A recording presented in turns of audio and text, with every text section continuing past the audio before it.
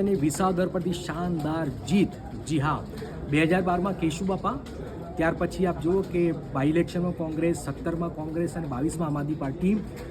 એક મેસેજ ગોપાલ ઇટાલિયાને જીતે આપ્યો છે કે તમારે સતત લડતા રહેવું પડશે. જે પ્રજાનો અવાજ બને છે, પ્રજા માટે મુદ્દા ઉઠાવે છે, પ્રજા એને નતમસ્તક થાય છે, પ્રજા એને સ્વીકારે છે, એનું આજે આ જીવંત ઉદાહરણ છે. ગોપાલ ઇટાલિયાની જીતમાં કડીની જીત થઈ છે ભાજપની, એ ઢંકાઈ ગઈ છે. આજે કોઈ મેન ઓફ ધ મેચ હોય તો એ ગોપાલ ઇટાલિયા છે.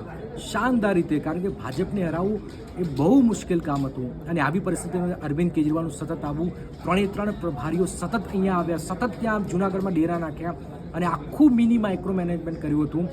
એ ગોપાલ ઇટાલિયાની જીત આખરે, કારણ કે કોંગ્રેસમાં એવું કહે છે, કોંગ્રેસના જે બોલ છે, બેટ છે, પીચ જે છે, એ ખબર પડી જાય છે કે ભાજપને ખબર પડી જાય છે કે આખરે કઈ રીતે લડવાનું છે, કઈ રીતે જીતવાનું. કોંગ્રેસના બોલ અને બેટ ભાજપને ખબર છે.